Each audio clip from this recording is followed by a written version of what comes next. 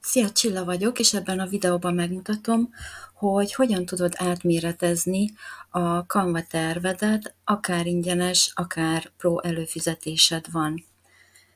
Például, hogyha egy Instagram bejegyzést szeretnél Pinteresten is megosztani, akkor azt tudod csinálni, hogyha először megmutatom, hogyha van pro előfizetésed, akkor hogyan tudod ezt megvalósítani, majd ezt követően, hogyha az ingyenes Canvát használod, akkor hogyan tudsz eljárni.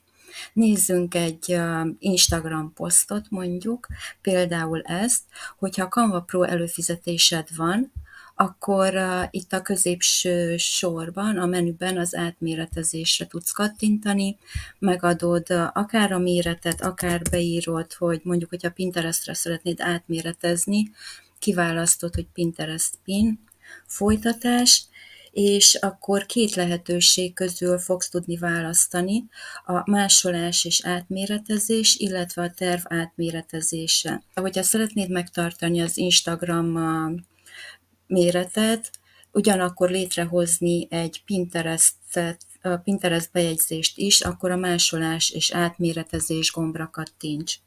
Néhány pillanat múlva meg is jelenik, csak rá kell kattintanod itt a Pinterest pin megnyitására, és kész is van a Pinterest sablonod.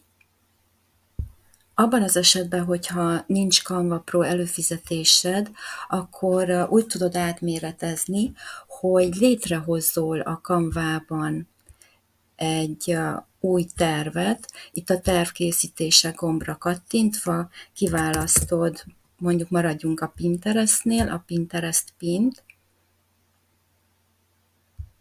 Most megjelent ugye egy üres sablon, akkor visszatérsz a már elkészített Instagram sablonhoz, kijelölöd az egészet, Ctrl-A megnyomásával, Ctrl-C,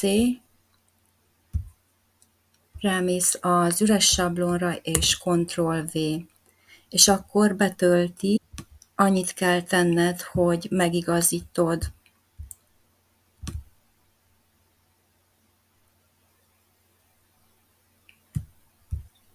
És kész is van.